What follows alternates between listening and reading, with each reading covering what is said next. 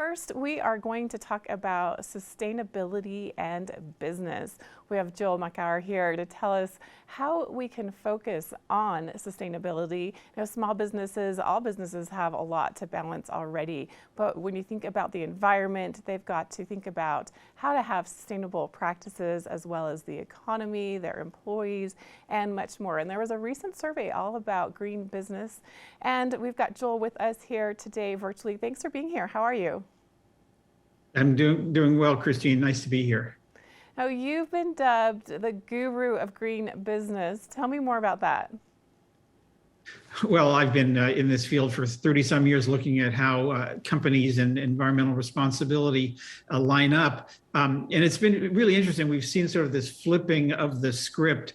We used to talk primarily about all the bad things that companies were doing to the environment, but now we're starting to have a conversation about what are the bad things that a degraded environment are doing to companies. And so this is really affecting companies where they live, things like risk and profits and productivity.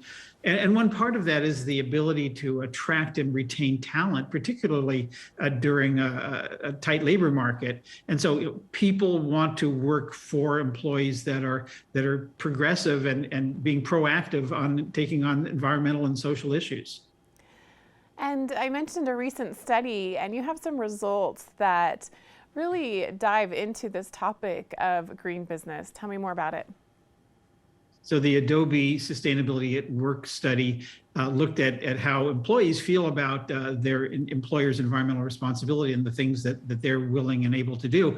They found that employees are in favor of things like reducing energy use or prioritizing reducing paper use or just recycling. And it's not just about doing the right thing or even about being environmentally responsible. They think these things will also improve productivity, increase innovation, and maybe even improve work culture. And generationally, there's some big differences too. The millennial generation are much more engaged, much more proactive than my boomer generation in being not just willing to do these things, but encouraging their coworkers to engage in some of these things. And they're much more likely to want to prioritize employers that prioritize the environment in their operations. And Joel, how has the hybrid workplace, meaning individuals, employees that work from home as opposed to ones that go in, how has that affected this, and what will be the driving forces moving forward in green business? Sure. Well, we've all been changing how we work, and we found in the survey that hybrid and remote workers are much more likely to than those who work in the office full time to understand that they're commuting. The office practices themselves and business travel are things that have an impact on the environment and things that they may want to want to engage in figuring out how do we do better.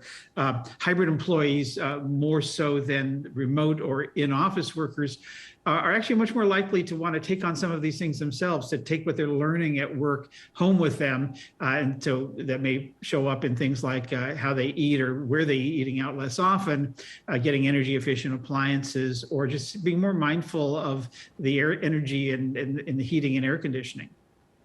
While how we work has definitely changed for many, what needs to change moving forward to help businesses reduce their carbon footprint?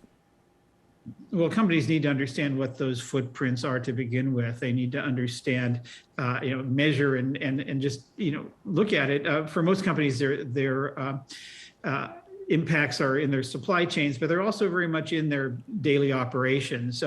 So, we're seeing this trend. We've been seeing it for a while, that more and more companies that are prioritizing environmental responsibility, having a standalone environmental department, and in revamping a lot of their internal processes as they do so.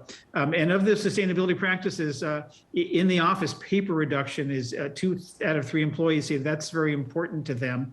So companies are leveraging tools like Adobe Acrobat and Adobe Acrobat Sign, which basically take paper out of the equation and save energy, water, and trees.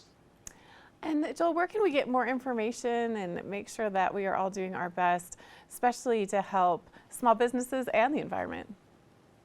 Yeah, you can learn a lot more. Just go to adobe.ly/sustainability.